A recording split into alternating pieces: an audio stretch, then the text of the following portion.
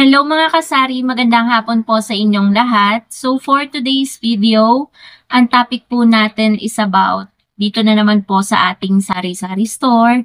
Sana guys hindi tayo makopyright dahil ang lakas magpatugtog ng dito sa kabilang kalsada yung machine shop. Always silang ganyan kaya minsan nahihirapan ako sa pagbablog. Talagang tinatimingan ko minsan na break time para walang maingay.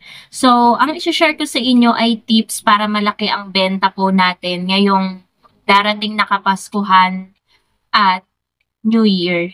So, ano-ano nga ba ang dapat nating gawin para may malaki tayong benta ngayong Pasko at bagong taon na paparating?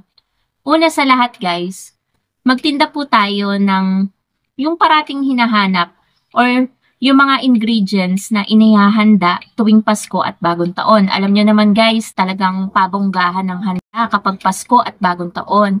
Talagang halos kompleto, lahat ng minatamis, lahat ng mga ulam, lahat ng pwedeng iahanda yan, pati mga prutas. So, ano-ano nga ba yung mga mabibenta kapag Pasko at Bagong Taon? So, yun po yung ating idadagdag sa ating sari-sari store. Andiyan dyan yung mga malapot at malabnaw na gatas, asukal, Nestle cream, macaroni, spaghetti sauce, pasta, hotdog. Yan, yung mga mabebenta talaga, yung parating hinahanap sa atin ng mga pansahog sa mga pagluto. Yun. Yun guys yung idagdag natin kung gusto nyo pong magkaroon ng malaking benta ngayong magpapasko at bagong taon. And meron pa palang isa, 1.5 na soft drinks. Mabenta din po siya kapag mga ganong occasion. Pasensya na guys at medyo maingay ang paligid dahil ang daming dumadaan na sasakyan, ang ingay ng tambucho, tumatahol si Basha, may nagpapatugtog. So, pasensya na guys. Gusto ko lang talagang maitawid itong vlog natin for today's video. So, alam niyo naman guys, kapag mga ganitong season ng Pasko at Bagong Taon, talagang naghahanda talaga tayo ng madami. And isa rin na tip sa inyo guys, para magkaroon kayo ng malaking benta sa season na yan, Pasko at Bagong Taon, is yung habaan natin, yung bukas yung ating sari-sari store. Kasi ako, ang ginagawa ko para kumota ako ng Pasko at Bagong Taon, talagang pinapaabot ko hanggang umaga, hanggang sa matulog ako. For example, magsasara diba ako ng maaga? Kapag normal days, alas 7, 7:30. Pinapaabot ko siya ng hanggang alas 12, ng madaling araw, hanggang alauna. Open ang tindahan ko, pero sa Pasko at Bagong Taon lang. Ayan guys, meron lang bumili ng isang sigarilyo, isang stick ng sigarilyo.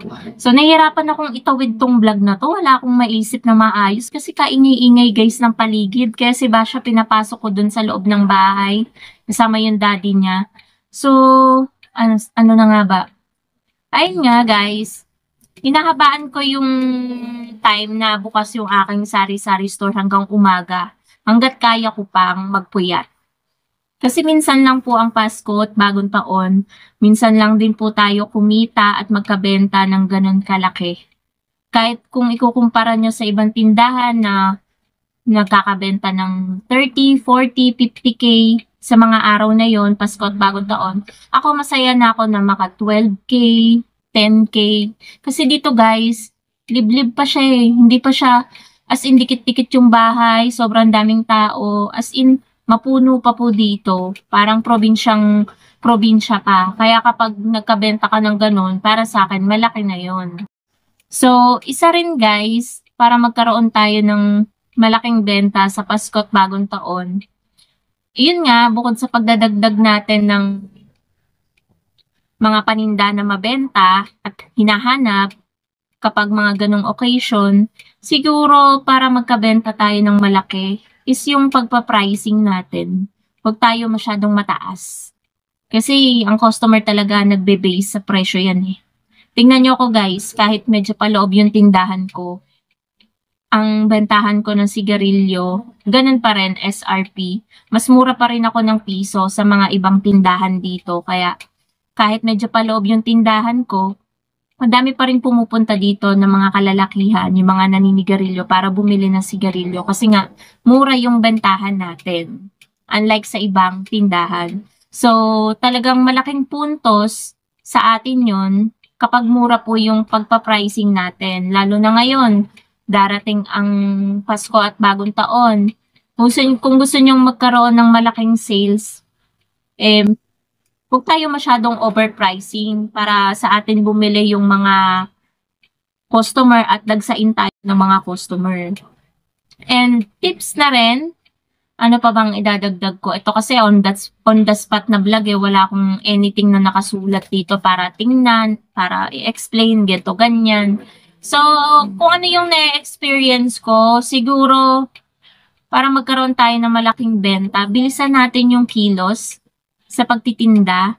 Kasi, yung mga customer, lalo na kapag nagluluto na, oras ng pagluluto, Pasko, Bagong Taon, ngarag na yan sa pagluluto. Siyempre, gusto nila ng mabilisan kung meron silang kailangan na sangkap pa, pupunta sila sa tindahan, tatapos sa tindahan. Medyo bilisan natin yung kilos sa pagbebenta sa customer para din tayo, mabilis din yung quota natin, mga kasari, mabilis din lalaki yung benta natin. Kasi nga, mabilis tayong magbenta. And, ano pa ba? Paano pa ba lalaki ang benta natin ngayong Pasko at Bagong Taon? Siguro wag na lang tayong magpawala ng mga pabebenta. Siyempre, ando dyan ang inuman, alak at sigarilyo, di ba? Muntik ko pang makalimutan sabihin. Yun talaga ay mag-stock tayo ng madami nun. Alak at sigarilyo kasi ngayon lalo na, hindi pa dumadating ang Pasko at Bagong Taon. Ando dyan yung mga reunion, di ba? Wala pa ang Pasko at Bagong Taon, lalaki na yung benta natin kasi andyan nga yung mga Christmas party, reunion, ganyan, gento, ganyan, birthday. Kasi alam ko kapag mga parting December, ang dami din sabay-sabay din yung mga nagba-birthday. Meron lang guys dadaan. Yung maingay na sasakyan na dumadaan dito always, padaanin muna natin.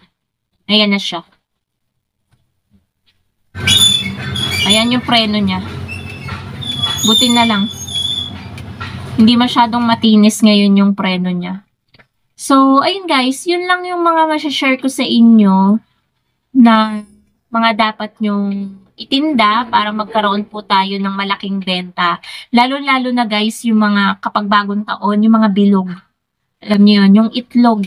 Kasi meron yan bibili, talagang gagawa sila ng prosperity bowl, kailangan 12 pieces ng itlog yon. Tsaka yung mga coins na chocolate, yan, yung mga sweets, mga chocolate, yung mga bilog-bilog, basta magtinda kayo nun. Mabenta din po yun kapag Bagong Taon. Kung meron din kayo, pwede rin kayo magtinda ng fruits. 'Di ba? Mahal din ngayon ng prutas, pero kapag napaubos mo, magkakaroon ka ng malaking benta. So, kanya-kanyang diskarte tayo mga kasari ngayong Pasko at Bagong Taon kung gusto nyong magkaroon ng malaking benta at kita. So, yun lang naman po ang masashare ko sa inyo mga kasari. Talagang diskarte lang, sipagan pa natin para magkaroon tayo ng malaking benta ngayong magpapasko at Bagong Taon. So, yun lang guys. Thank you so much for watching and happy selling po sa inyong lahat. Bye guys!